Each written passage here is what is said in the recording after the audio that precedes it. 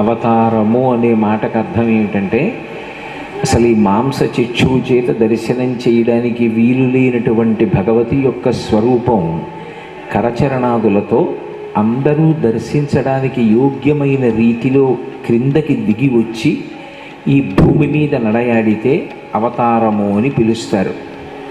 అలా భగవంతుడు కానీ భగవతి కానీ అనేక అవతారములు స్వీకరించారు. నిజానికి భగవంతుడికి లింగభేదం ఉండదు.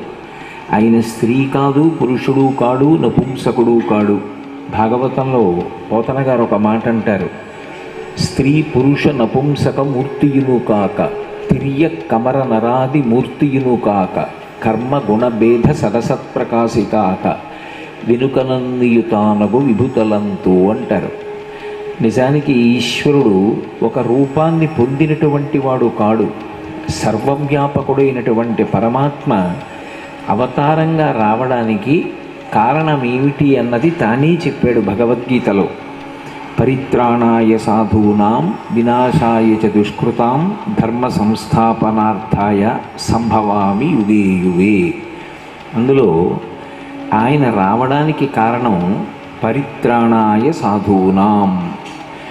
పరమ భాగవతోత్తములైనటువంటి వారు, భగవంతుణ్ణి నమ్ముకుని బ్రతికేటటువంటి వారు, అంతటా నిండిపోయినటువంటి భగవత్ చైతన్యాన్ని ఒక రూపంతో చూడాలి అని కోరుకుంటే వాళ్ళ యొక్క కోరిక తీర్చడం కోసమని ఒక రూపాన్ని ధరించి వస్తాడు.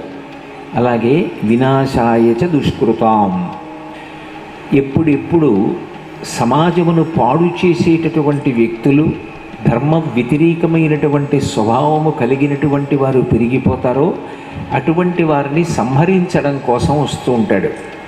మూడవది ధర్మ సంస్థాపనార్థాయ, లోకంలో ధర్మాన్ని స్థాపించడం కోసం, అధర్మాన్ని తొలగించడం కోసం ఆయన అవతార స్వీకారం చేస్తాడు. భగవంతుణ్ణి పురుషుడిగా చెప్పినా ఇదే కారణం. భగవద్గీతలో కృష్ణ భగవానుడిగా ఆయన ఎందుకు అవతార స్వీకారం చేస్తాడో చెప్పినా ఇదే కారణం. దేవీ భాగవతంలో అమ్మవారు కూడా ప్రతిజ్ఞ చేస్తుంది, తానిప్పుడు అవతారం తీసుకుంటుందో చెప్తుంది. యదా యదా హి సాధూనాం దుఃఖం భవతి దానవ తదా తేషాంచ రక్షార్థం దేహం సంధారయామ్యహం అంటుంది. ఇదే మాటలు భగవద్గీతలో కృష్ణుడు ఏం చెప్పాడో అవే మాటల్ని అమ్మవారు కూడా చెప్తుంది.